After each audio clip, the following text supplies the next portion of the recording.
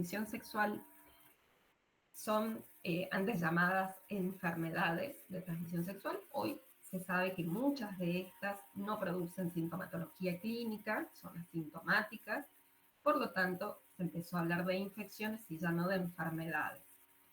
Muchas tienen otras formas de transmisión, además del contacto sexual, pero como el contacto sexual es la forma predominante, se las encuadran dentro de este grupo. Afectan principalmente a personas sexualmente activas, obviamente por el modo de transmisión, personas de entre 15 y 49 años, y muchas de estas infecciones tienen una fácil resolución, tal vez con un tratamiento en monodosis o con poquitos días de medicación, tendrían resolución sin secuelas y cortando la cadena de contagio. Por lo cual es fundamental el screening y el seguimiento, no solamente de las personas que tienen síntomas, sino de aquellas personas que están en grupos de riesgo. ¿Sí? Y consideramos a personas en grupo de riesgo todas aquellas sexualmente activas, especialmente quienes no usan preservativo en las relaciones sexuales o lo usan de manera irregular o no lo utilizan durante toda la relación, y aquellos que tienen condiciones de vulnerabilidad. Por ejemplo, trabajadores sexuales, hombres que tienen sexo con hombres, personas trans.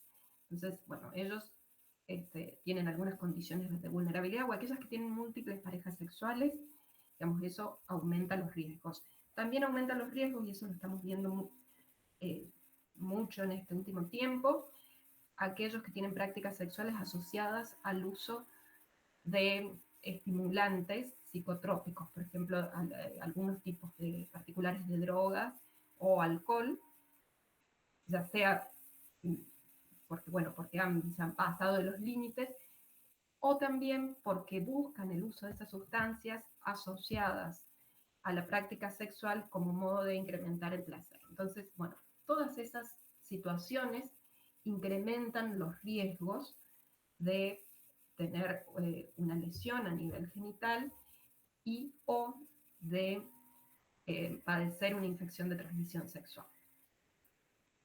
Son situaciones, bueno, donde las prácticas de autocuidado disminuyen y, bueno, eso constituye un riesgo. Lo otro que me parece importante recalcar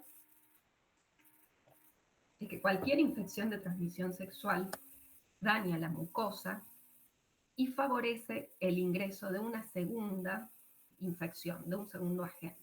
Por ejemplo, está demostrado científicamente que la presencia de una úlcera por herpes o una úlcera por sífilis incrementa las posibilidades de infectarse por hepatitis o por HIV. ¿Por qué? Porque se lesiona la mucosa, que como ustedes saben es la primera barrera de protección.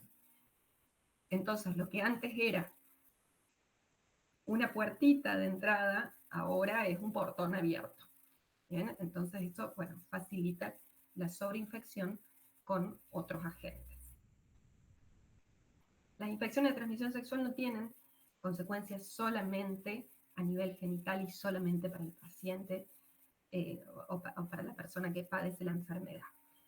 Tiene también complicaciones en sus parejas sexuales y tiene también complicaciones a mediano y largo plazo. Puede generar infecciones persistentes cuando estas no son diagnosticadas y tratadas. Puede asociarse a infertilidad, a neoplasias, ¿sí? Por ejemplo, el HPV está claramente relacionado a cáncer de cervix.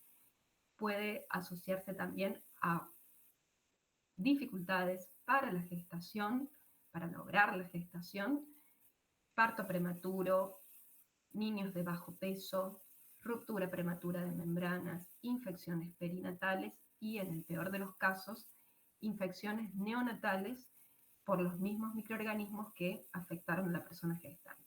¿Sí? Recuerden, por ejemplo, el HIV, la hepatitis, citomegalovirus, sífilis, atraviesan placenta y pueden infectar al producto de la gestación, generando una infección congénita que generalmente tiene connotaciones muy graves para el niño por nacer. Entonces, son problemas, estas infecciones de transmisión sexual, que a veces diagnosticadas a tiempo tienen una resolución muy sencilla. Si no tienen el control, el seguimiento, el tratamiento adecuados, traen serios problemas no solo para el paciente, sino también para sus contactos y su progenie.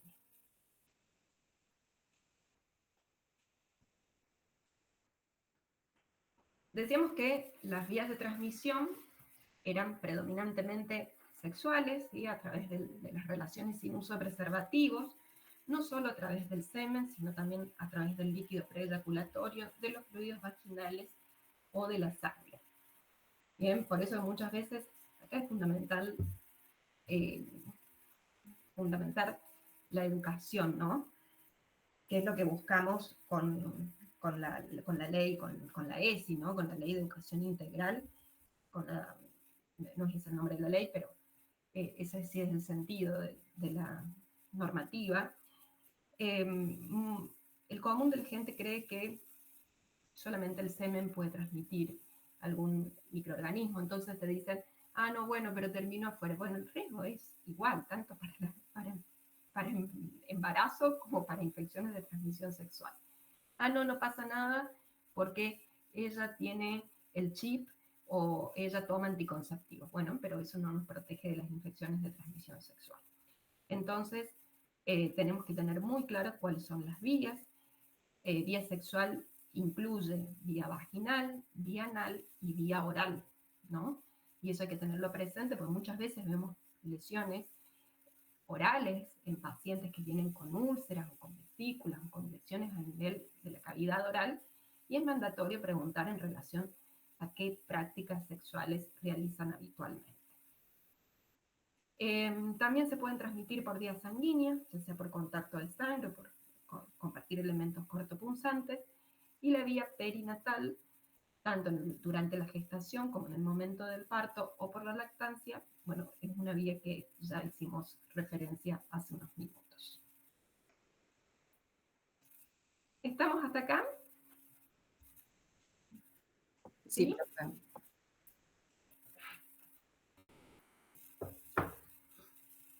¿Se acuerdan cuáles eran las zonas que estaban colonizadas del aparato genital? En el hombre, la zona colonizada es la uretra anterior, tiene básicamente estafilococos, estreptococos, corinobacterium, algunas micobacterias.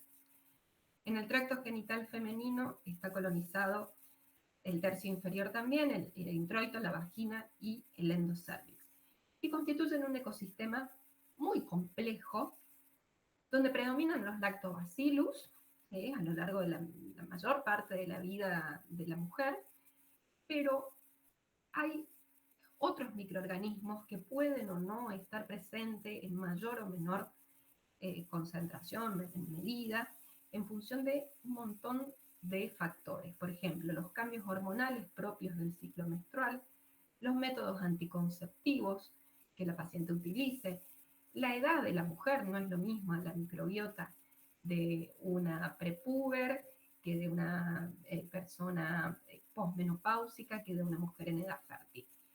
Bien, y pueden además tener una microbiota intermitente o transitoria que pueden estar en algún momento de la vida. Por ejemplo, el ureaplasma, el cándida, la garnerela, el streptococcus agalactis. ¿Se acuerdan que hablábamos que era parte de la flora transitoria y podía durante el momento del parto infectar al neonato? Bien, entonces, la microbiota en el caso del hombre es un poco más estable y conocida, pero en el caso de la mujer es un, es una, es un microbioma cambiante y fluctuante a lo largo de la vida y a lo largo de las diferentes etapas por las que pasa la mujer. Nosotros ahora vamos a hacer un abordaje sindrómico, que es como lo hacemos en la práctica. Reconocemos que tenemos lesiones ulcerativas que pueden estar producidas por Treponema pallidum, por Haemophilus ducreyi, por Klebsiella o por virus herpes. ¿Sí? de todas las lesiones ulcerativas, las dos más frecuentes son sífilis, en primer lugar, seguida muy de cerca por las lesiones de virus herpes. De hecho, ya vamos a ver que muchas veces se confunden. Chancroide y granuloma inguinal lo vemos con muy baja frecuencia. Las lesiones proliferativas generalmente corresponden a virus papiloma humano, pero también pueden ser producidas por algunas especies, por algunos serotipos de clamidia, de Treponema pallidum, las lesiones secundarias de la sífilis, o por molusco contagioso. Las lesiones exudativas pueden ser vaginitis, en el caso de las mujeres, o uretritis, en el caso de los hombres. Vaginitis o cervicitis, en el caso de la mujer, y uretritis, en el caso de los hombres. Los agentes etiológicos acá son variables. Puede estar implicado un parásito, que es Trichomonas vaginalis, o podemos encontrar Neisseria gonorrhoeae como agente de uretritis o cervicovaginitis gonocóxica, y dentro de las uretritis no gonocóxicas agrupamos otros agentes como clamidia, ureplasma y micoplasma. ¿Sí? No está dentro de este abordaje sindrómico, pero recuerden ustedes que Tirius pubis, que es agente de la ladilla o pediculosis genital, que lo vimos cuando estudiamos a los ectoparásitos y a los artrópodos que vimos en la primera mitad del año, constituyen también una infección de transmisión sexual, y la escabiosis también se considera, en función de que requiere un contacto íntimo y prolongado, también se lo considera dentro de las infecciones de transmisión sexual, aun cuando no haga lesiones específicamente a nivel genital o únicamente a nivel genital. Bien, y por eso no las abordamos dentro de este abordaje síndrome. Bueno, vamos a ver primero las lesiones ulcerativas. Estas son producidas por Treponema pallidum. Se conocen, la principal es la sífilis, conocida también como lues. Los treponemas pertenecen a la familia de las espiroquetas. En realidad comparte el grupo familiar con otros dos agentes más, Borrelia y Leptospira, si no me equivoco, profe, corríjame por favor si me equivoco, que tienen la característica de que tienen esta forma así como de tirabuzón y no son cultivables en medios artificiales. Aun cuando pueden mantenerse viables en cultivos celulares, no crecen en medios de cultivo como el agar o algunos de estos medios que usamos habitualmente en bacteriología. Es un patógeno exclusivamente humano, del cual tenemos varias subespecies, ¿sí? Pallidum, subespecie Pallidum, que es la productora de la sífilis, la subespecie Endemicum, Pertenue y Caratium, ¿sí? Que son productores de sífilis endémica, de piam y de pinta, que por suerte no las tenemos en nuestro medio.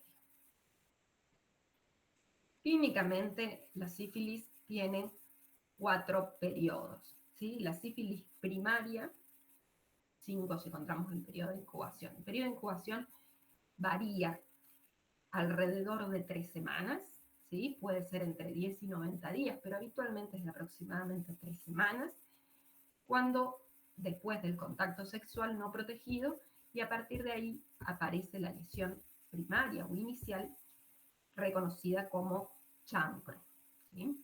Esto constituye la lesión de la sífilis primaria. El chancro es una lesión típica que puede aparecer en mucosas, en submucosas o en piel. Es esta que ustedes ven acá. Tiene un fondo limpio, un borde en anillo fibroso, y tiene la característica de que no es doloroso y suele acompañarse de adenopatías satélites. Esta misma lesión, esta misma exulceración, no solo la podemos encontrar en piel, sino también en mucosas, en semimucosas o tanto de la zona genital, anal o también oral.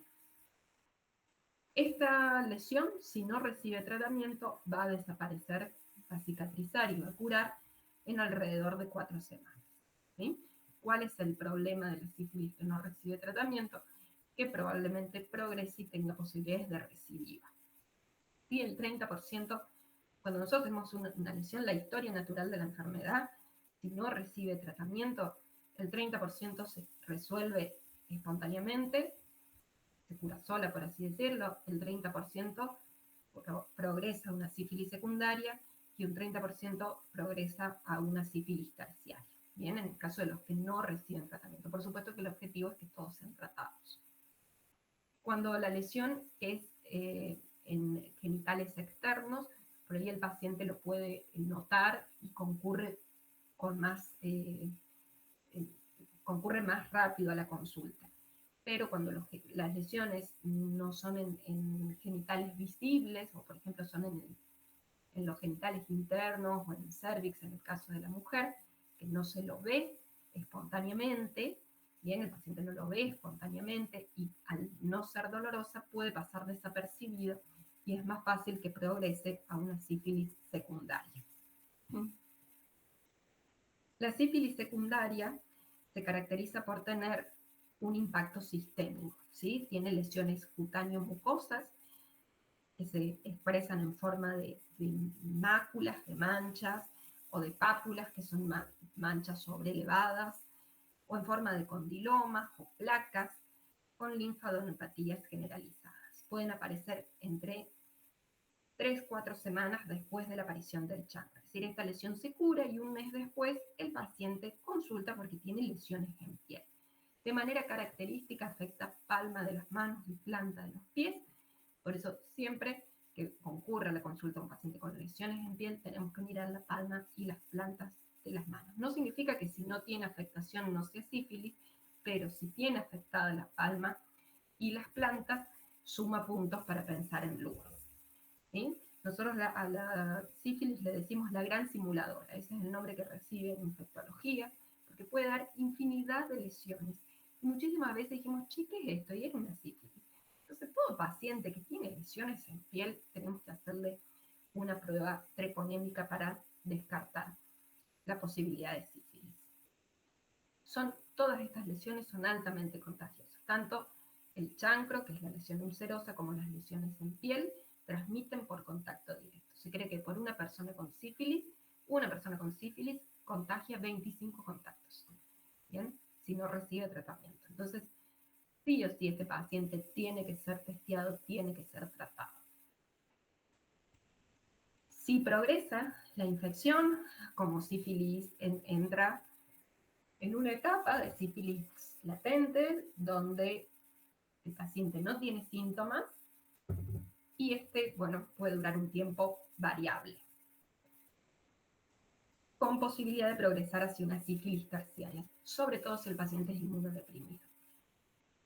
La sífilis terciaria en la actualidad ya prácticamente no se ve. Yo no he visto una o dos, nada más en todos estos años de profesión. Realmente es menos frecuente. Se caracteriza por el daño, puede afectar cualquier órgano o tejido, pero tiene predilección por el sistema cardiovascular y por el sistema nervioso central. Yo las dos formas de sífilis terciaria que las vi en pacientes inmunodeprimidos severos. Estoy hablando con la época que yo era residente, o sea, 15 años atrás, 20 años atrás, con síntomas y signos de neurosífilis. Bien, pero no lo vemos casi en la actualidad. ¿Sí? Tenemos que tratar a los pacientes para no llegar a estas instancias. No lo puse acá, pero recuerden ustedes que la sífilis también tiene una transmisión perinatal, tanto durante la gestación como en el momento del parto, por lo cual puede afectar al producto de la gestación, provocando una sífilis congénita, con lo cual el recién nacido puede tener hepatoesplenomegalia, linfadenopatías o lesiones a nivel de piel y huesos. ¿Bien? Entonces puede afectar también al recién nacido con sífilis congénita. En el momento del parto se A las mujeres que no tienen una serología en las últimas 4 semanas previas al parto, se las testea en el momento del parto y si dan positivos, el recién nacido tiene que quedar 15 días en internación y recibe tratamiento endovenoso, bien, por el riesgo de transmisión perinatal. Bueno, ¿y cómo hacemos diagnóstico? Recuerden que si bien es una bacteria que no es cultivable. Entonces tenemos dos maneras. Podemos hacer métodos directos, ¿sí? Raspando el borde de la lesión, en el caso de la sífilis primaria, o raspando las lesiones en piel, a las sifilides o los condilomas, en el caso de la sífilis secundaria. Entonces, eso lo vemos en un microscopio de campo oscuro o de contraste de fases, donde lo vamos a ver como ustedes lo ven acá. ¿Vieron qué bonita que es? Un fideo tirabuzo. Bien, también podemos hacer PCR o inmunofluorescencia directa. Se hace habitualmente, no sé si está Karina acá para contarlo, pero habitualmente podemos hacer un raspado del fondo de la lesión. Si no tenemos un laboratorio, porque esto hay que procesarlo en el momento. Entonces, si no tenemos un laboratorio de microbiología en el centro donde estamos, o si no tenemos disponibilidad en el horario que concurre el paciente, no tenemos que diferir el tratamiento, ¿sí? No es que le decimos al paciente, bueno, vení mañana, tomamos la muestra y vemos qué hacemos. Cuando tenga el resultado del tratamiento. No, no, no. El paciente tiene que recibir tratamiento en el momento que consulta. Toda lesión genital se trata. Podemos usar también métodos indirectos, tanto de screening como de confirmación. Los dos más utilizados y en los que se basan el resto de las pruebas son las pruebas no treponémicas inespecíficas de tipo BDRL o RPR y las pruebas específicas de inmunofluorescencia, que se usan como método confirmatorio. Lo que hacemos con la BDRL, que es esta prueba inespecífica no treponémica, es detectar anticuerpos anticardiolipina. El treponema tiene un flagelo intracitoplasmático que facilita su movimiento tiene un movimiento ondulante muy característico y tiene también cardiolipinas en su pared.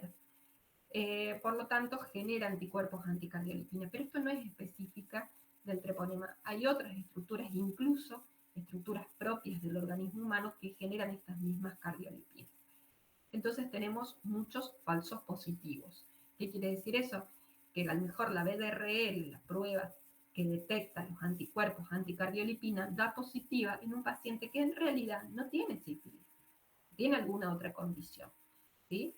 Estos falsos positivos pueden ser por lepra, por paludismo, que sería poco frecuente de ver, pero también puede ser positivo porque el paciente tenga una enfermedad inmunológica, como una artritis reumatoidea, como un lupus, que eso sí es más frecuente de encontrar, porque tenga mononucleosis, hepatitis, porque esté embarazada, porque es una persona gestante, o aún en personas sanas puede dar un falso positivo. Entonces, si yo tengo una lesión y tengo una BDRL positiva, esto va a ser sífilis, ¿bien? Pero de todos modos lo tengo que chequear. Pero si tengo una BDRL positiva en un paciente que dice que nunca tuvo lesión, bueno, de todos modos tenemos que chequear con una prueba treponémica. Uno en la práctica habitualmente pide las dos al mismo tiempo, en la misma determinación pide las dos pruebas. No es que pido una y según cómo me da, pido la otra. El paciente no puede venir 5 veces a la consulta médica, ¿sí? Entonces tiene que venir una vez, le tenemos que tomar la serología y poner el tratamiento. Las pruebas específicas o de diagnóstico directo, conocido como FTA, son test de inmunofluorescencias que detecta anticuerpos antitreponémicos específicos que corresponden a la fracción M o a la fracción G de las inmunoglobulinas. Primero se absorbe el suero del paciente con treponemas no patógenos, entonces se eliminan los anticuerpos de reacción cruzada, y por esto se usa este método como confirmatorio porque es una prueba muchísimo más específica para sífilis. Se utiliza para confirmar las pruebas de BDRL positiva, Se utilizan también para diagnóstico de sífilis precoz y de latencia. ¿Por qué? Porque la prueba de BDRL tarda un par de semanas desde el momento de la infección hasta que se vuelve positiva. Entonces, si el paciente viene en un periodo muy precoz de la enfermedad, la BDRL puede ser negativa, aun cuando el paciente esté infectado. La FTA es muchísimo más sensible y lo detecta más temprano, ¿sí? Más tempranamente. En la etapa de latencia también la BDRL puede ser positiva y la FTA continúa siendo en la etapa de latencia la BDRL puede ser negativa y la FTA continúa siendo positiva. Y acá hay algo importante a tener en cuenta para la interpretación. La BDRL tiene que negativizar después del tratamiento. Después de 3 o 6 meses que el paciente recibió tratamiento, la BDRL tiene que resultar negativa. Bien, o por lo menos tiene que tener un título más bajo que inicialmente. Si la BDRL se puede titular, entonces nosotros hablamos de curación cuando la BDRL negativiza o cuando bajan los títulos. ¿Qué pasa si los títulos se mantienen estables o aumentan? Bueno, probablemente el paciente se haya reinfectado. Bien, no tenemos casi prácticamente resistencia al treponema, a la penicilina, que es el tratamiento de elección.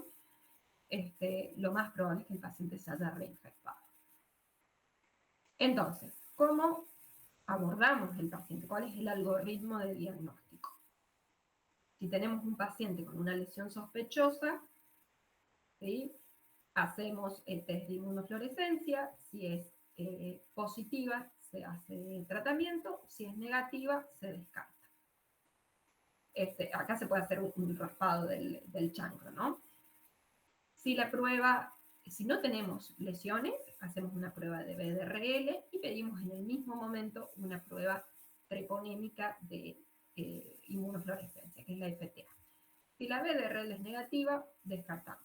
Si la BDRL es positiva, se reconfirma con una prueba treponémica y si esta es positiva, se puede hacer diagnóstico de sífilis. Recuerden que la BDRL va a permanecer reactiva, que la FTA va a permanecer reactiva aún cuando el paciente haya recibido tratamiento. Entonces, eso hay que decirle al paciente, porque a veces vienen muy angustiados diciendo, yo hice las 3 dosis de tratamiento y me sigue dando positivo. Bueno, hay que explicarles que esto es una memoria inmunológica que va a permanecer positivo, es como una cicatriz que queda en el sistema inmune y no se le va a ir nunca. Los pacientes que ya tuvieron sífilis y recibieron tratamiento, la posibilidad de una nueva infección la tenemos que chequear con BDRL. Bien, entonces tenemos una BDRL positiva y un test de inmunofluorescencia, una FTA reactiva, podemos inferir que es una sífilis actual o que es una sífilis pasada que no recibió tratamiento. En el caso que la BDRL sea positiva, reactiva, pero la prueba de inmunofluorescencia sea negativa, bueno, este es un resultado inespecífico que requiere seguimiento y que hay que ver con más detalle. Si el paciente tiene lesión, probablemente sea una sífilis, y si el paciente no tiene lesión, puede ser un falso positivo. Requiere hacer una nueva prueba. Cuando la BDRL es no reactiva, pero la FTA es positiva, es reactiva, se trata o de una sífilis precoz, ¿sí? Muy reciente, o de una sífilis que recibió tratamiento. ¿Bien? ¿Estamos hasta acá? ¿Se entendió esto que es un tema un poquito complejo? Sobre todo no el tema, sino la interpretación de los resultados. Por ahí nos genera un poquitito de confusión.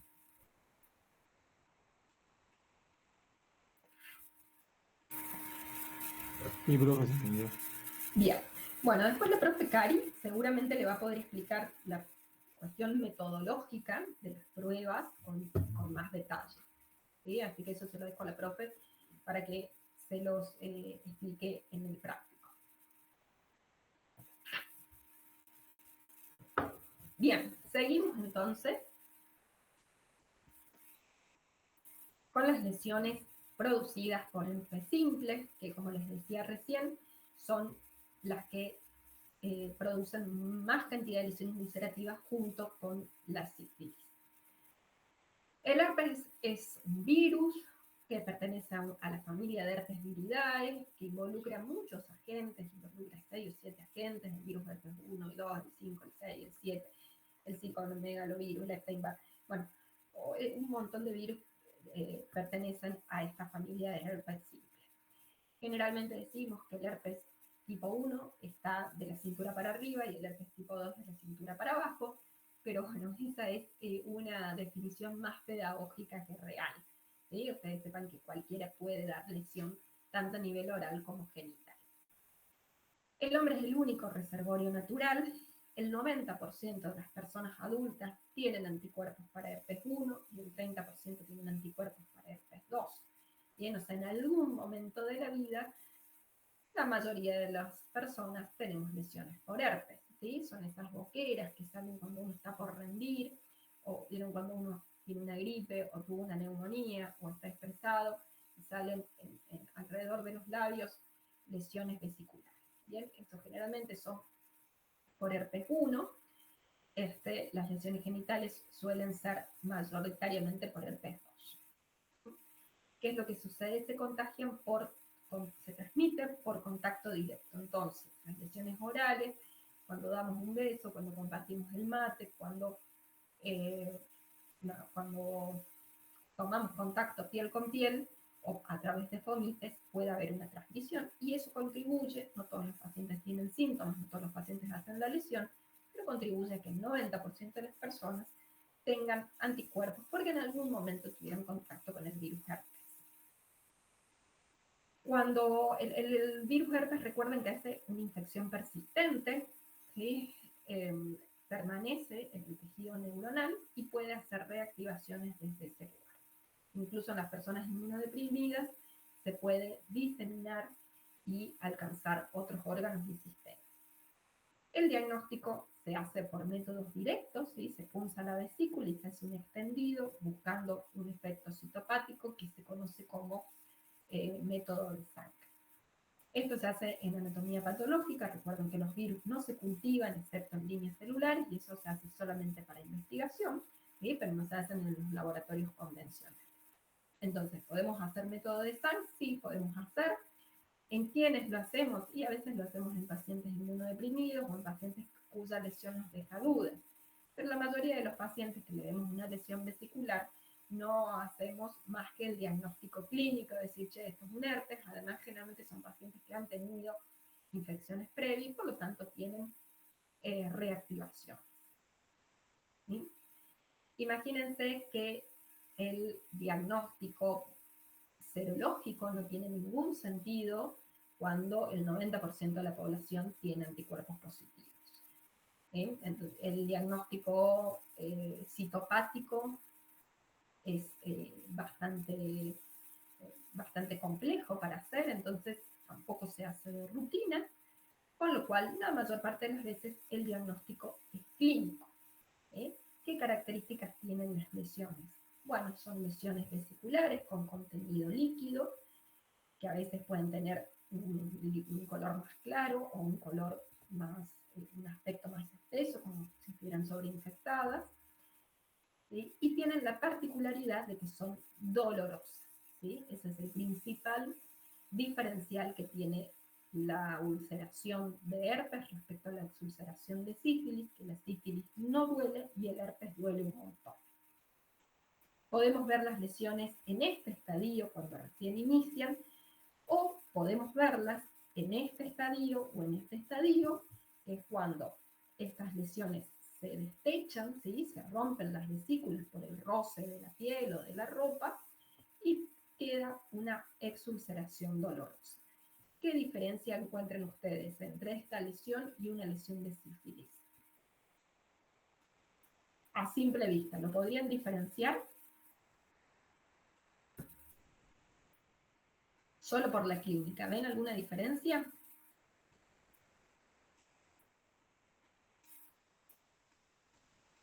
¿Sí? ¿No? Tal vez. Yo no. no hay diferencias clínicas, ¿sí?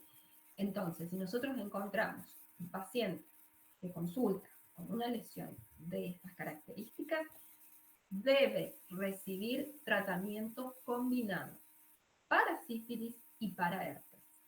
Primero, porque no puedo diferenciar de quién es la culpa.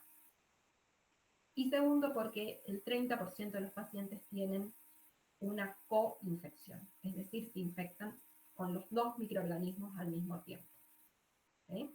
Entonces, paciente con úlcera genital, el protocolo de tratamiento es combinado con penicilina y aciclovir. ¿Sí? No es que le pongo la penicilina y después veo, y si las lesiones no curan, le pongo el aciclovir. No, se ponen los dos tratamientos al mismo tiempo. Por supuesto que también pedimos la serología, ¿sí? Y ofrecemos tratamiento a la pareja o a las parejas sexuales del paciente. Bien, pero tengan en cuenta eso, que la lesión, la exulceración por herpes no se puede distinguir clínicamente de la exulceración por sífilis, por lo tanto es mandatorio el tratamiento combinado, el abordaje combinado.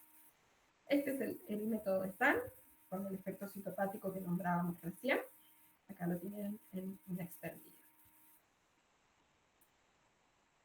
Bueno, seguimos entonces también. Recuerden, no tiene ningún sentido pedir serología, porque el 90% de la población es positiva para virus herpes, con lo cual el diagnóstico es clínico. Vamos a ver ahora un poquitito algunos microorganismos que producen lesiones menos frecuentes, que no encontramos en nuestro medio, que no las pensamos de rutina, que por ahí nos tiene que sonar una alerta cuando es un paciente inmunodeprimido o cuando es un paciente oriundo de otras regiones o que ha viajado, ha estado viviendo algún tiempo en otros países. El granuloma inguinal es una lesión también ulcerosa causada por Klebsiella granulomatis, una enfermedad poco frecuente que afecta piel genital y perianal. Son lesiones que progresan lentamente, sobrelevadas, indoloras, que terminan después evolucionan hacia la ulceración. No suelen tener adenopatías regionales, o por lo menos no son tan notorias y tan molestas. Son poco frecuentes, ¿no? Pero las podemos encontrar en Papúa, Nueva Guinea, Australia, el sur de África, Caribe, algunas áreas de Brasil, algunas zonas de India. Bien, entonces, ¿cuándo tenemos que sospechar? Cuando el paciente viene con una lesión ulcerosa que no responde al tratamiento con penicilina y aciclovir y que ha tenido el antecedente de ser oriundo o haber viajado a alguna de estas regiones. ¿Sí? El diagnóstico se hace cuando identificamos cuerpos de Donovan, que son estos cuerpos, que son esta lesión citopática, que son bacilos en el citoplasma de los macrófagos. Se pueden ver con la tinción de Kienz o de Bray, lo puede hacer el diagnóstico tanto bacteriología como anatomía patológica. Y acá quiero introducir un concepto importante. Yo tengo una lesión en zona genital, tratamiento inicial es con penicilina aciclovir.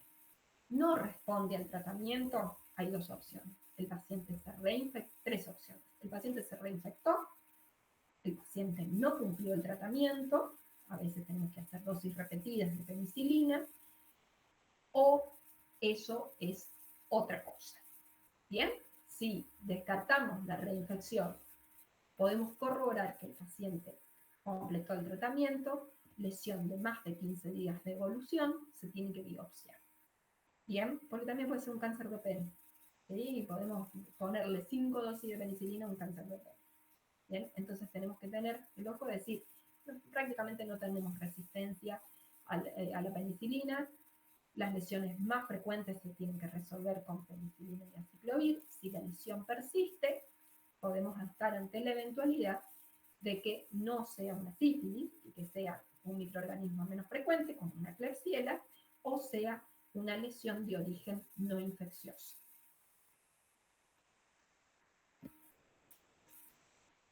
Chancroide es otra lesión ulcerosa producida en este caso por Haemophilus ducreyi. Este es un bacilo gram negativo, microaerófilo, también poco frecuente en nuestro medio, que produce lesiones inicialmente papulares que después se ulceran y tienen la característica de acompañarse de adenopatías, que en este caso sí son, sí adquieren un tamaño más importante, son dolorosas y pueden ulcerarse. La muestra clínica es el exudado del chancro, el exudado de la lesión, que lo vamos a teñir y lo vamos a observar al microscopio y vamos a ver cadenas de coloración bipolar. El cultivo es muy difícil, es una bacteria muy quisquillosa para crecer, forma colonias hemolíticas, de ahí ese color, y requiere factor 10 para su crecimiento. Es un microorganismo bastante complejo para manejar en el laboratorio por los requerimientos nutricionales que tiene. Si nosotros sospechamos un chancroide, tenemos que informar a bacteriología para que hagan los cultivos pertinentes. Acá la comunicación con bacteriología es fundamental, decirle, mira, es una úlcera, no me parece una úlcera de sífilis, ya le hice penicilina, no funcionó, busquemos otra cosa. El paciente es inmunodeprimido o el paciente viene de un área de riesgo, bueno, tenemos que poner ojo y buscar otra cosa, pero tenemos que avisarle a nuestros colegas para que ellos también implementen otras técnicas de cultivo. Bien, estamos hasta acá, vimos entonces las lesiones que producen úlceras o vesículas y úlceras. Vamos a ver ahora las lesiones proliferativas.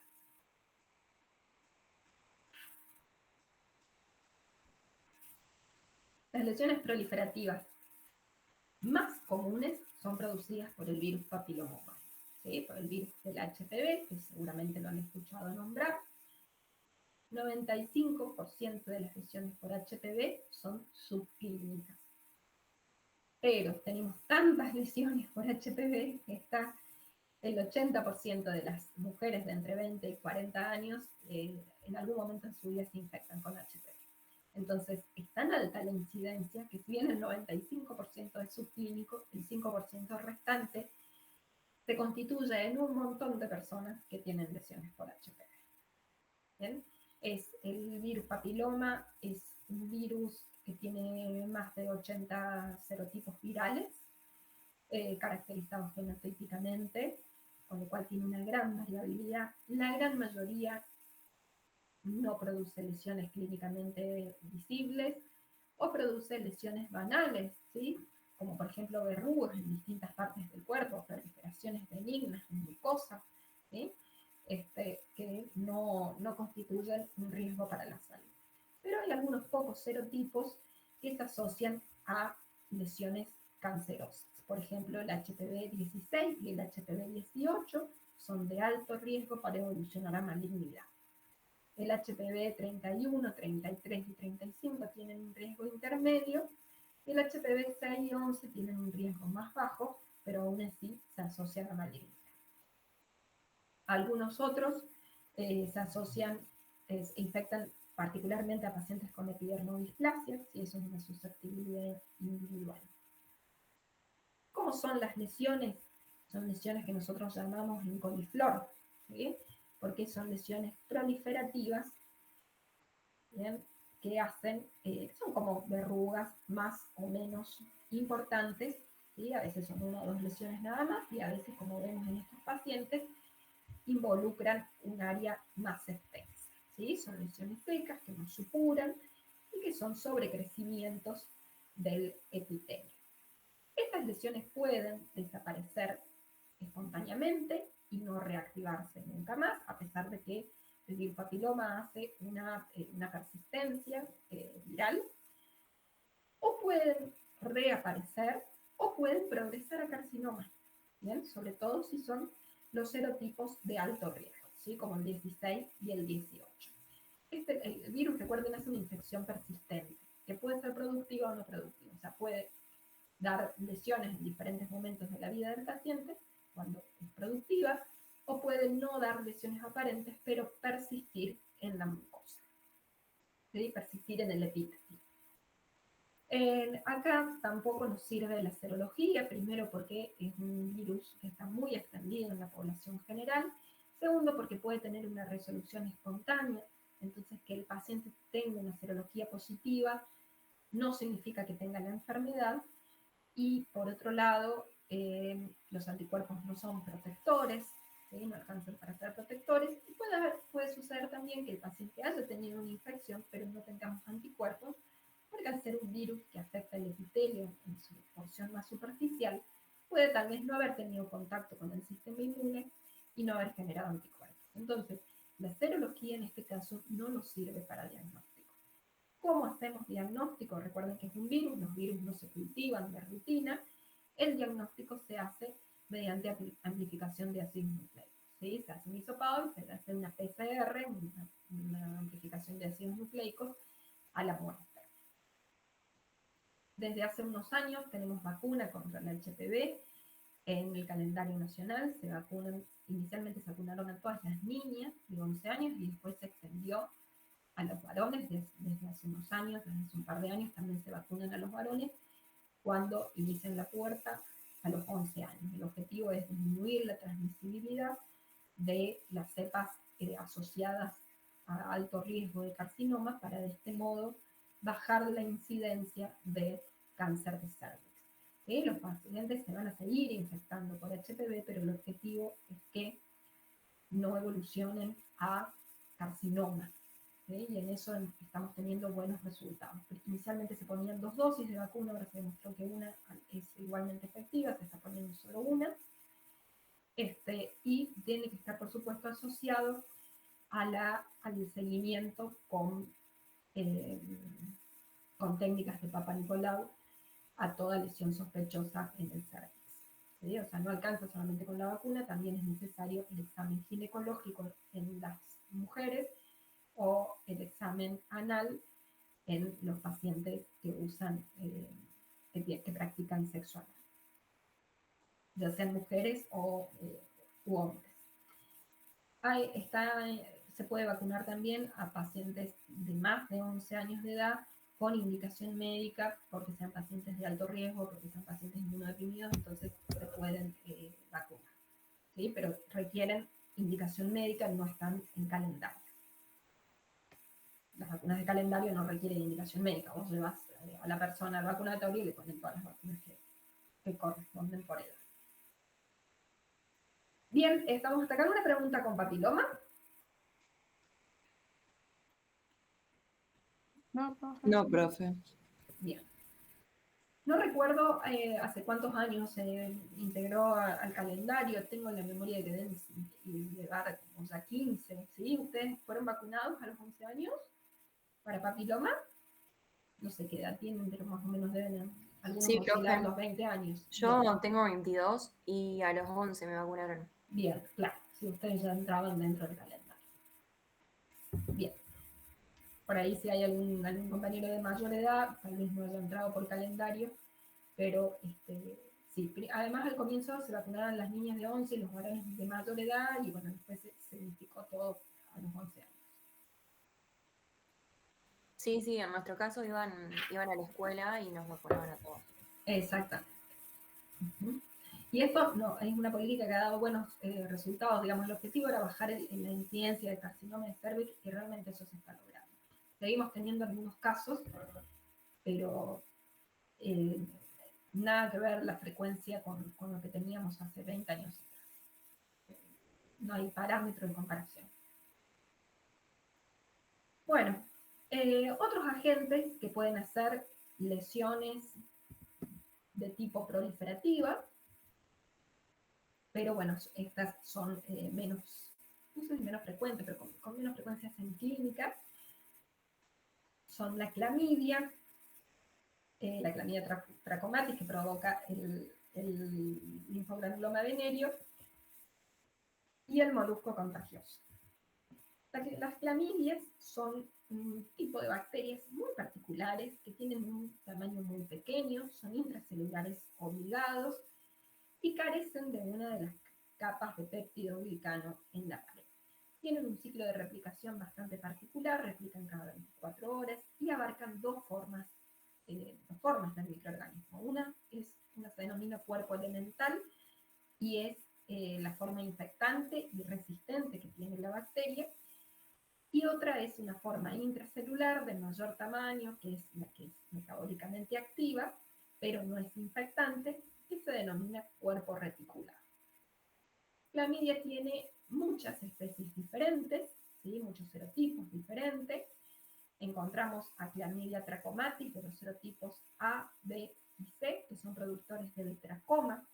El tracoma es la causa más frecuente de ceguera prevenible en el mundo. ¿Sí? Los pacientes generalmente es más frecuente en algunas zonas de África.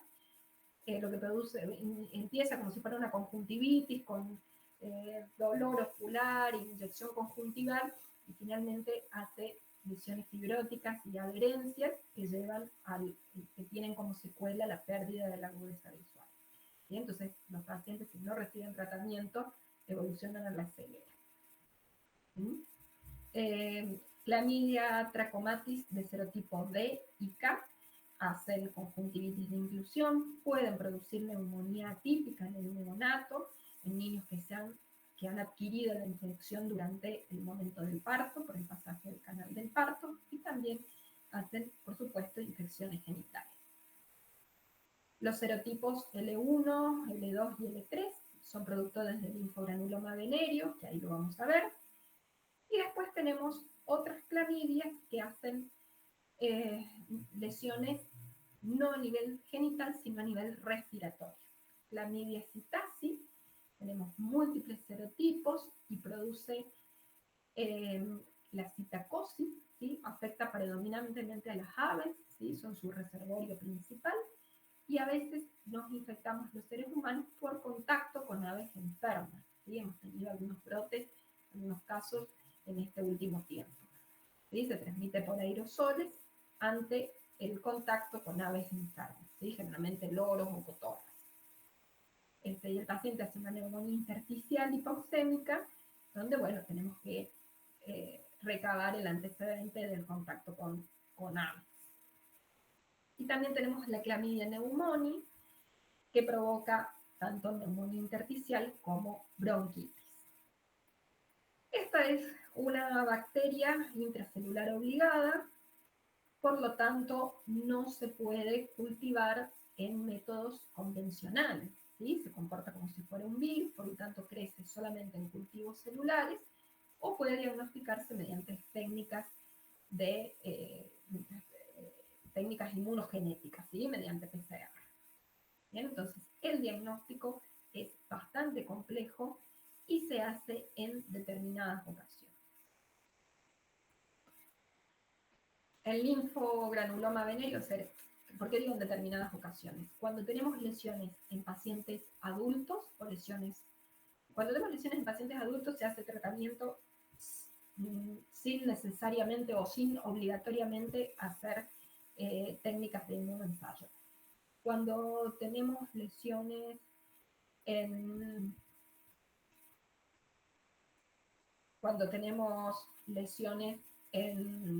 a nivel respiratorio se puede hacer serología, y cuando tenemos lesiones en infancias o en neonatos sí se hace PCR, bien, para contar con la trazabilidad del microorganismo.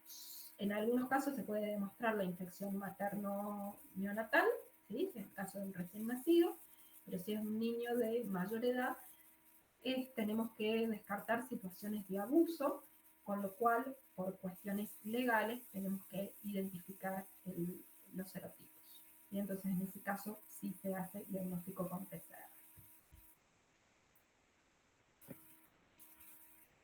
El linfogranuloma venéreo es producido por la clamidia trachomatis L1, L2, L3, ¿sí? No teníamos hasta el 2017 casos confirmados en Argentina, después hemos tenido algunos casos aislados en pacientes inmunodeprimidos severos, pacientes con diagnóstico del HIV, que tienen sexo con hombres. Y el 90% de los casos que vimos, que fueron pocos, fueron en este grupo epidemiológico. Se manifiesta generalmente por úlceras perianales, proctitis y secreción a nivel rectal. La muestra es un hisopado rectal o un aspirado del bubón que se hace, ¿sí? de la úlcera, O también podemos hacer diagnóstico mediante orina de primer chorro. Recuerden que la orina de primer chorro barre los microorganismos que están en la uretra y es desde ahí donde podemos aislar a estos microorganismos. El diagnóstico también, como bueno, es una clamidia, se hace con PCR o cultivo en líneas celulares, pero básicamente con PCR. Y finalmente, el molusco contagioso, finalmente dentro de este grupo de patologías, el molusco contagioso es una infección, esta sí es bastante frecuente, o sea, es relativamente frecuente, la podemos ver, podemos ver en los pacientes, es producida por un poxvirus, se adquiere por contacto directo y no es, si bien es una enfermedad de transmisión predominantemente sexual, no es la única forma de transmisión que tiene, ¿sí? Se transmite por contacto directo, entonces puede ser de tipo sexual o también puede haber un contagio familiar o comunitario. ¿Por qué hago esta salvedad? Porque es relativamente frecuente en la infancia. Entonces, si bien tenemos que poner ojo y preguntar a ver si hay algún otro familiar con lesiones, no necesariamente está implicado el contacto sexual y en la infancia la presunción de abuso, ¿sí? También puede haber un contagio en el colegio, en el club, en otros entornos donde haya un contacto directo y no necesariamente es un contagio sexual. Bien, molusco contagioso podemos encontrar en infancias sin que esté asociado a situaciones de riesgo. Por supuesto que siempre tenemos que buscarlos, ¿no? Porque es una obligación médica detectar situaciones de vulnerabilidad, pero, como dice el dicho, piensa mal y acertarás, pero bueno, no podemos darle el beneficio de la duda. Estas lesiones son papulares, con forma como si fuera un pequeño volcán, ¿sí? Un pequeño cráter. ¿Sí? Son lesiones papulares de color rosado, con forma de cúpula, dice la bibliografía. Son chiquititas, más o menos 4 o 5 milímetros, y pueden ser umbilicadas. ¿Sí? Ven que pueden afectar la zona de la cara, la zona perioral, o pueden afectar también pueden tener también otras localizaciones. En inmunodeprimidos pueden persistir, generalmente en pacientes inmunocompetentes se resuelven espontáneamente, pero pueden persistir en inmunodeprimidos. Y el diagnóstico se hace por citología, pero muchas veces es solamente clínico. ¿Bien? ¿Me siguen hasta acá? Sí, profe. Bien, perfecto. Recibí recién una alerta de que estaba en tiempo. Digo, no se me va a cortar, digo. No nos vamos a tener que ir al otro link, pero entiendo que este es... no debería cortarse la transmisión. Bien, estamos. ¿Alguna vez vieron un molusco contagioso? Es relativamente frecuente de ver. ¿Una vez lo vieron? ¿O vieron esta lesión y que tal vez no la pudieron identificar y ahora pensando un poquito dicen, eso que vi esa vez a lo mejor fue un molusco?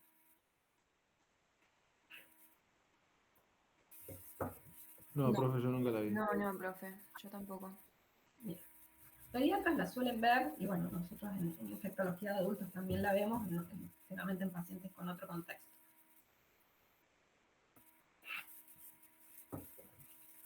Bueno, y vamos a ver ahora el último grupo de lesiones, que son las lesiones exudativas, la uretritis y la cervicitis. ¿Sí? Son los mismos agentes que en el hombre producen uretritis y en la mujer producen cervicitis. De nuevo tenemos a la clamidia es un abonado en estas patologías. Clamidia trachomatis de otros genotipos diferentes a los que vimos recién, genotipo D, E, F, G, J, K, se transmiten predominantemente por vía sexual, pero también se pueden transmitir durante el parto o por contacto con secreciones infectadas. En el recién nacido van a producir conjuntivitis neonatal y pueden producir neumonías intersticiales. Imagínense un recién nacido, un niño de 20 días con una neumonía intersticial, es un cuadro realmente grave. Y en los adultos puede ser completamente asintomático, ¿sí? Puede persistir sin dar síntomas, lo cual es un riesgo, porque si no da síntomas el paciente probablemente no reciba tratamiento. o puede producir uretritis y epididimitis en los hombres, o en las mujeres un síndrome uretral, una cervicitis, una endometritis. ¿Qué es el síndrome uretral? El síndrome uretral es el conjunto de síntomas donde la paciente refiere disuria, poliesquiuria, tenesmo vesical, que se puede interpretar como si la paciente tuviera una infección urinaria, porque tiene aumento del deseo miccional, va un montón de veces al baño, orina poquita cantidad, tiene una irritación, tiene irritado el sistema uretral.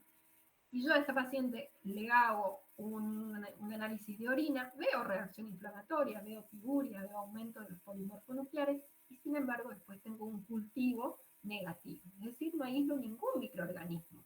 Entonces, ¿cómo puede ser? Si la paciente tiene clínica de infección urinaria, tiene una orina con signos de inflamación, pero no tiene ningún microorganismo. Bueno, acá entonces tenemos que pensar en infecciones que sean de transmisión sexual, que estén irritando la vía genitourinaria, que ustedes saben que en la mujer comparten la localización anatómica, están muy cerca, entonces dan síntomas por extensión. Y puede ser que no sea una bacteria convencional, sino una bacteria de crecimiento más difícil, como la clamidia, que como decíamos recién, no crece en los medios de cultivo habituales porque es intracelular, o puede ser algún virus, ¿sí? Por ejemplo, virus herpes también puede dar un síndrome uretral. ¿Bien? Si la paciente no recibe tratamiento, va a ascender el microorganismo por vía retrógrada y va a producir lesiones en el resto del aparato genital femenino. Entonces puede producir endometritis, es decir, inflamación a nivel del endometrio, a nivel de las trompas, con una salpingitis, o puede incluso provocar una perihepatitis, que es lo que conocemos como el síndrome de Pitt-Hutchartis, con lesiones de tipo inflamatoria, con fibrosis residual perihepática. Estas lesiones producen inflamación y producen adherencias, y se pegotea toda la zona genital, todos los genitales internos, y esto trae consecuencias en la fertilidad, ¿sí? Porque se asocia la salpingitis, la endometritis, la cervicitis, se asocia a infertilidad secuelar, a mayor porcentaje de embarazos ectópicos, abortos y partos prematuros. Entonces tiene secuelas, no solamente en el momento tiene inconvenientes no solamente en el momento del diagnóstico, sino que si no recibe tratamiento puede dejar secuelas a largo plazo. El diagnóstico microbiológico, recuerden que era por PCR, ¿sí? No es un diagnóstico complejo como de todas las clamidias. La muestra puede ser, en el caso de la mujer, un hisopado de endocervix, en el caso del hombre, un hisopado de uretra, y tanto para hombre como para mujer puede ser una orina de primer chorro. La orina de primer chorro arrastra los microorganismos que tenemos en la uretra anterior, que es donde podemos encontrar la clamidia, entonces es una toma de muestra que podemos usar cuando sospechamos uretritis o cervicitis. Si nosotros sospechamos una infección urinaria convencional, que esté a nivel de la vía urinaria superior o a nivel renal, tenemos que descartar el primer chorro de orina y tomar un chorro de orina de la mitad de la micción, ¿sí? O sea, se descarta la primera parte de la micción y se recolecta la segunda, cuando queremos chequear infecciones urinarias de origen bacteriano convencional. Cuando pensamos en la posibilidad de una uretritis, de una cervicitis, de una enfermedad de transmisión sexual, el objetivo es recoger los microorganismos del primer tercio de la uretra, por lo tanto la indicación es la orina de primer chorro. ¿Bien? ¿Está claro eso? Es un dato importante, porque si no sabemos dónde buscar, no vamos a encontrar. En el caso de la conjuntivitis, tanto en el hombre como en la mujer o en el recién nacido, la muestra de elección es el hisopado conjuntival. Es un microorganismo intracelular, no lo vamos a poder ver con la coloración de Gram, además recuerden que tiene una pared diferente de las bacterias habituales, por lo cual se puede hacer en determinadas localizaciones, como en la conjuntiva, se puede hacer una tinción con gienza o con yodo, pero si no, el diagnóstico de elección es mediante cultivo en líneas celulares o, mejor aún, mediante técnicas de PCR, que son las técnicas de elección.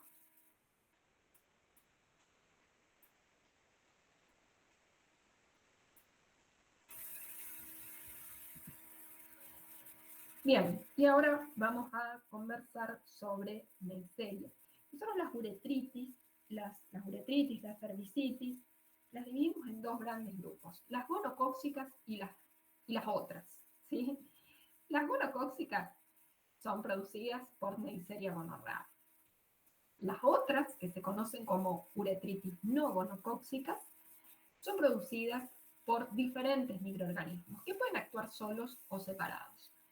Y dentro de las uretritis no gonocócicas podemos tener a Clamidia trachomatis, Clamidia D y K, Ureaplasma urerítico y Mycoplasma genitalis. Bien, entonces, si bien tienen algunas diferencias clínicas, a veces estas diferencias son sutiles y muchas veces no podemos hacer el diagnóstico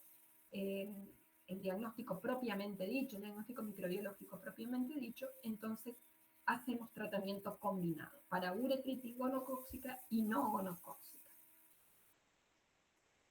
¿Se acuerdan de Neisseria? La vimos ya, a Neisseria, cuando estudiamos meningitis. Neisseria meningitidis es prima hermana de Neisseria gonorrhoeae. ¿Sí? Pero bueno, en este caso tiene otra localización. Neisseria gonorrhoeae es un diplococo gram negativo, microaerófilo, que no forma parte de la microbiota normal. ¿Y por qué aclaro esto? Porque podemos tener Neisseria saprófitas, que no son gonorrhoeae, sino que son Neisserias convencionales, saprófitas, que pueden afectar el epitelio columnar. Sobre todo en la mujer encontramos Neisseria saprófitas.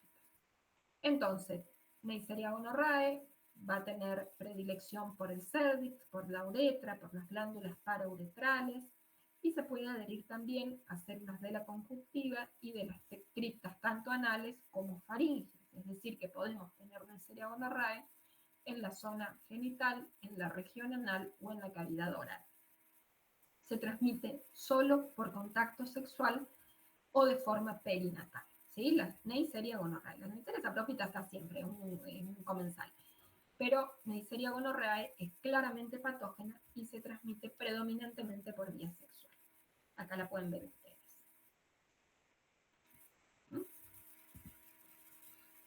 ¿Qué infecciones clínicas puede tener? Bueno, van a ser un tanto diferentes en la mujer que en el hombre. En la mujer pueden producir una cervicitis, es decir, una inflamación del cervix con secreción cervical purulenta. El paciente va a referir que tiene flujo, pero el 80% pasa completamente desapercibido. Si el 80% de los pacientes no tiene síntomas o no tiene una variación del flujo habitual lo suficientemente notoria como para motivar la consulta. Con lo cual, el 80% de los pacientes no tiene diagnóstico oportuno, no recibe tratamiento y eso permite que el microorganismo ascienda y provoque una enfermedad pélvica inflamatoria, ¿sí? O una infección gonocócica diseminada. ¿Sí? Acá el microorganismo alcanza el torrente circulatorio, puede hacer exantema, puede hacer artritis. Cuando tiene artritis, digamos, a nivel de las articulaciones, puede hacer una infección a nivel de las articulaciones.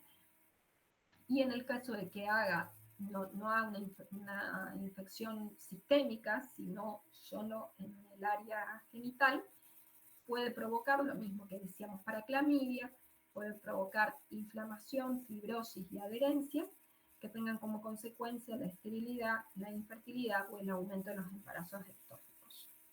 ¿Sí? En el hombre, generalmente se manifiesta como una secreción purulenta y ardor durante la micción. Generalmente el hombre consulta porque ve que se mancha la ropa interior o que tiene una secreción y concurre a la consulta. En el caso de que no reciba tratamiento oportuno, también el microorganismo puede seguir la vía canalicular ascendente y acantonar en próstata o provocar epididimitis o proctitis. ¿Sí? Proctitis también cuando la vía de ingreso es anal. Si es una persona gestante, durante el paso del bebé por el canal de parto puede adquirir Neisseria gonorrhoeae y producir una conjuntivitis neonatal. Entonces, clínicamente, ¿cómo las diferenciamos? Estas infecciones que son exudativas porque tienen secreción a nivel de la uretra, a nivel del pene, a nivel del cervix. Las separamos en dos grandes grupos, las uretritis gonocóxicas, producidas por Neisseria gonorrhoeae, o las uretritis no gonocóxicas, producidas por clamidia, ureaplasma y o micoplasma. ¿Cuáles son las diferencias clínicas? Bueno, el periodo de incubación de la uretritis gonocóxica es de 5 a 7 días, ¿sí? A veces incluso menos. El inicio de la clínica es brusco, ¿sí? Ayer el paciente estaba bien y hoy empieza con secreción. La disuria, la molestia para orinar es muy frecuente y el tipo de exudado generalmente es purulento y es abundante. En el caso de la uretritis no gonocóxica, el periodo de incubación es más amplio, es más largo, puede ser hasta 5 semanas después del contacto.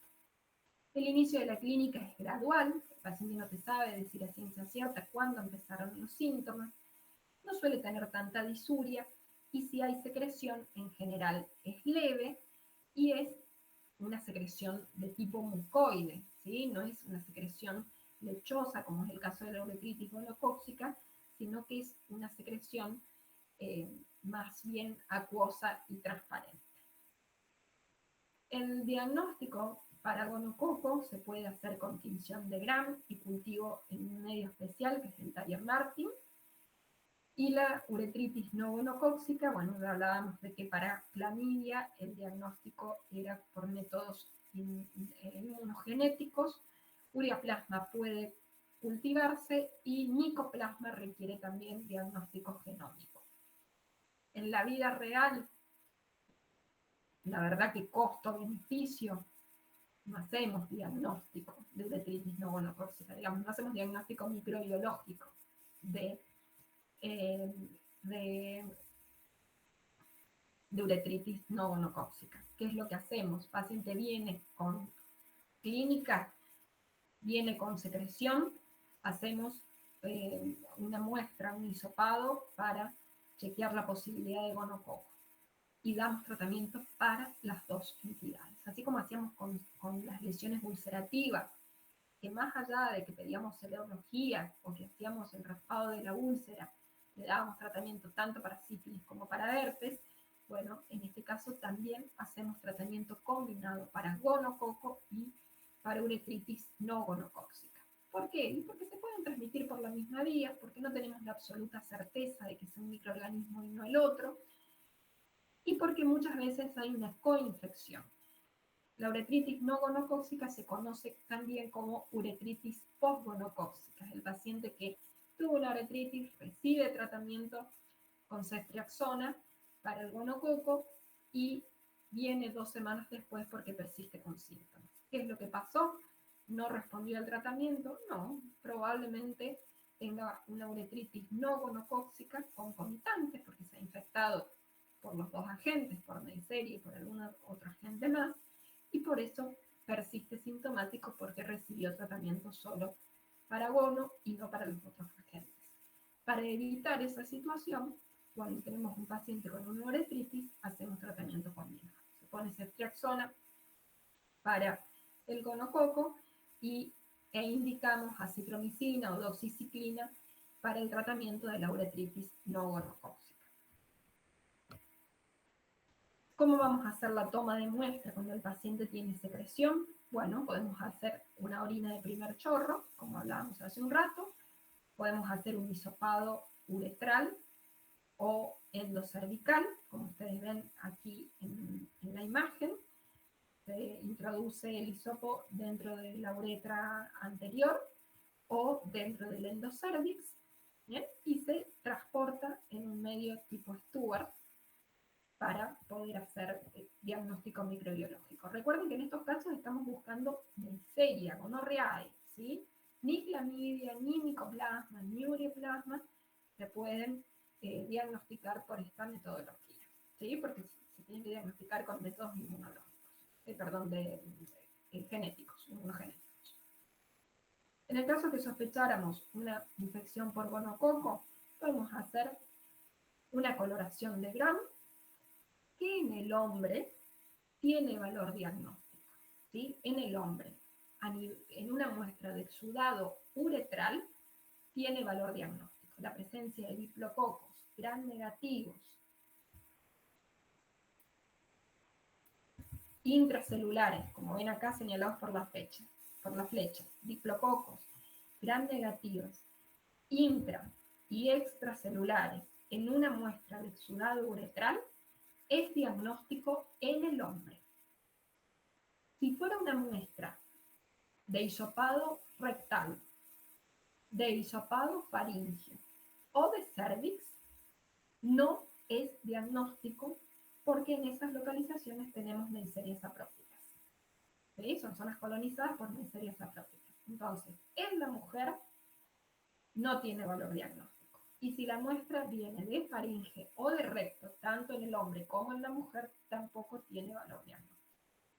En el único lugar donde el GAM tiene valor diagnóstico es en una muestra de exudado uretral en un hombre. Después lo vamos a cultivar en Taller Martin con antimicrobianos, vancomicina, colistina, nistatina.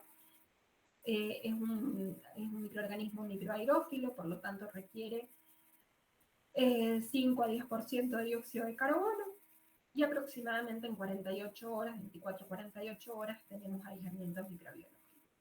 Se hace identificación bioquímica mediante la utilización de carbohidratos, glucosa positiva, y se puede hacer identificación inmunológica de serotipos.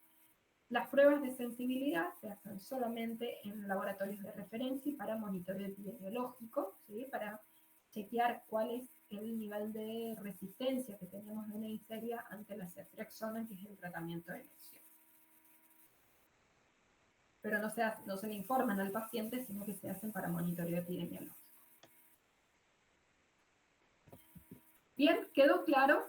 Uretritis gonocóxica, producida por Neisseria gonorrhoeae, uretritis no gonocóxica, que puede ser producida por clamidia, micoplasma, ureaplasma, ¿sí? Que tienen diferencias clínicas de presentación y para las cuales podemos hacer diagnóstico microbiológico mediante cultivo solamente para Neisseria gonorrhoeae. Los otros microorganismos no se cultivan y se hace tratamiento empírico. ¿Bien? ¿Estamos de acuerdo?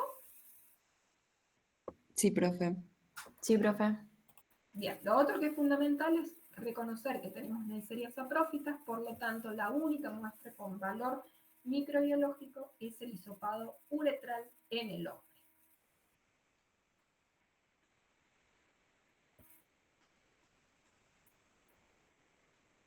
Mycoplasma hominis y Ureaplasma urealyticum eran estos otros microorganismos que podían producir uretritis no gonocóxica.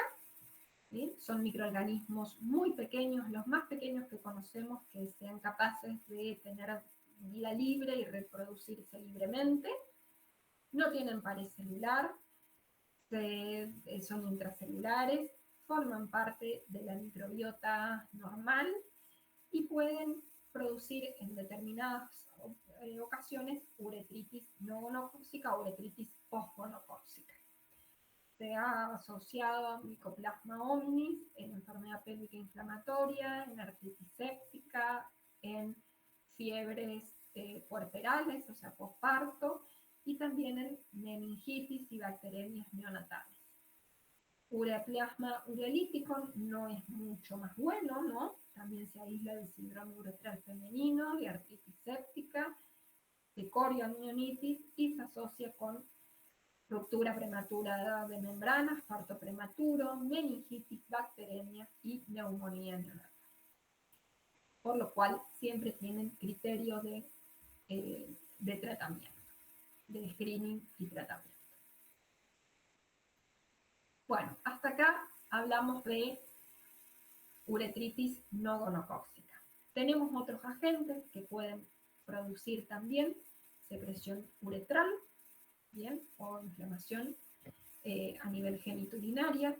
Uno de estos agentes es la tricomona. La tricomona es un parásito, es un protozoario piriforme, flagelado, ¿sí? Mastigopodario, tiene 5 flagelos, tiene una forma como de una pera y tiene 5 flagelos, uno anterior y 4 posteriores, perdón, 4 anteriores y uno en el borde libre de la membrana ondulante, ¿sí? Es primo hermano del Trypanosoma cruzi y se desarrolla en ambientes con pH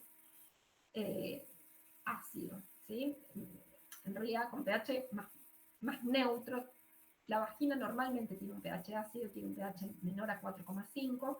Cuando ese pH se alcaliniza, o sea, se acerca a la neutralidad y oscila entre 4,9 y 7,5, se desarrolla un microambiente que favorece el desarrollo de la tricomona. Esto está relacionado con la disminución del glucógeno, con la disminución de los lactobacillus y el adelgazamiento del epitelio. Entonces, es más frecuente la infección por tricomonas en pacientes que tienen alguna disbacteriosis o algún cambio en la microbiota vaginal. En las mujeres va a producir síntomas de vaginitis o de colpitis. Produce una secreción vaginal blanquecina acompañada de prurito y que tiene de forma característica un cervix en fresa, ¿sí? Cuando le hacemos el examen ginecológico a la mujer, el cervix se ve con un puntillado rojizo, como si fuera una frutilla, ¿sí? Vimos el puntillado que tiene la frutilla, bueno, así se ve el cervix en las mujeres con tricomoniasis. En el hombre puede tener un curso agudo, subagudo o crónico. Si en el curso agudo o subagudo presentan una secreción uretral que puede ser purulenta o serosa, así como si fuera una uretritis, indistinguible clínicamente de una uretritis por gonococo o por uretritis no gonocócica. Y en el caso de que el hombre no tenga diagnóstico oportuno y tratamiento adecuado, la tricomona puede ascender por vía retrógrada y asentar en próstata, donde permanece de manera crónica, ¿sí? Y ahí produce disuria, prurito, secreción ocasional, ¿sí? En algún momento sí, en algún momento no, o problemas para la eyaculación, ¿sí? El diagnóstico es relativamente fácil de hacer, se puede hacer con un material en fresco del fondo de saco vaginal, de la uretra o en una orina de primer chorro, e incluso también de chorro medio, donde vemos reacción inflamatoria con más de 10 leucocitos por campo y donde podemos ver el microorganismo, donde podemos ver el trofozoito en vivo y en directo al microscopio óptico. Es decir, con un examen en fresco del exudado uretral o del fondo de saco o incluso en una muestra de orina podemos encontrar la tricomona.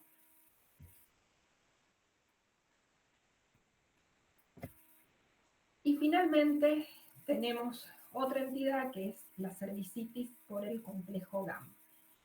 La cervicitis por el complejo GAM no es una infección de transmisión sexual, sino que es una bisbacteriosis, ¿sí? Es un desastre ecológico, ¿bien? No es una infección, sino que es un desastre ecológico, ¿sí? ¿Qué es lo que sucede? Ustedes recuerdan que decíamos que en la vagina de la mujer predominaban los lactobacillus en todos los momentos, en todas las etapas del ciclo femenino. Cuando los lactobacillus disminuyen, se rompe el equilibrio ecológico y aumenta predominancia de Gardnerella vaginalis y de bacterias anaerobias y Molicutis, principalmente Mycoplasmosis. El acrónimo GAM significa Gardnerella, anaerobios, Mycoplasma y Molicutis. Se asocia a una probabilidad significativamente mayor de presentar complicaciones durante el embarazo o el parto en las mujeres, en las personas gestantes, y en las personas no gestantes se asocia a síntomas clínicos como flujo vaginal blanco grisáceo, adherente y con un olor característico a pescado, ¿sí? Un olor porque libera aminas y ese es el olor similar al que genera el pescado. Las ginecólogas revisan al paciente y te dicen esto es una cervicitis por GAM, ¿sí? Solamente con el examen clínico, ¿sí? El diagnóstico se puede hacer por tinción de Gram o con Fienza, donde se ven células en clava o clue cells, que son células epiteliales rodeadas por cocobacilos, ¿sí? Con escasos leucocitos, porque como son bacterias que son habituales en el tracto genital, no generan una gran respuesta inmunológica, no generan gran respuesta inflamatoria, ¿sí? Porque son habituales. Simplemente que han crecido en demasía y han provocado una disbacterias.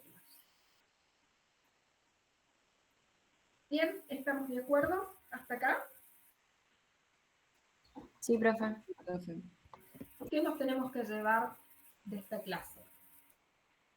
Todo paciente puede tener una infección de transmisión sexual. Predominan en personas activas sexualmente en edad joven, entre 19 y 45 años, pero pueden presentarse a cualquier edad. Por supuesto que en infancias tenemos que considerar situaciones de abuso. A todo paciente con una lesión de transmisión sexual o con una infección de transmisión sexual, tenemos que ofrecerle screening serológico para las otras infecciones. El paciente tiene una sífilis, bueno, entonces tenemos que chequear para HIV, para hepatitis, porque tienen la misma forma de transmisión y ya sabemos que una infección de transmisión sexual abre la puerta para los otros. Siempre ofrecer tratamiento. El tratamiento oportuno es cuando tenemos al paciente delante, aun cuando no tengamos los resultados microbiológicos, aun cuando el paciente no tenga resultados serológicos, tiene la lesión, le ofrecemos tratamiento. Y por supuesto, siempre hacer educación para el uso de preservativos. Y otro punto importante es ofrecer tratamiento y screening a las parejas sexuales del paciente, ¿sí? Siempre tenemos que ofrecer que vengan a la consulta o que vengan, bueno, si nos refiere que no puede venir a la consulta y tiene síntomas, a veces incluso le damos el tratamiento al paciente para que se lo lleve a la pareja.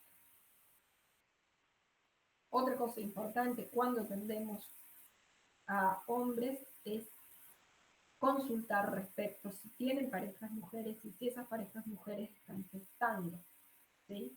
No se nos puede escapar una infección de transmisión sexual en una persona gestante o en una persona puérpera, ¿sí? Por el riesgo de transmisión que hay hacia el recién nacido o hacia, hacia el producto de la gestación.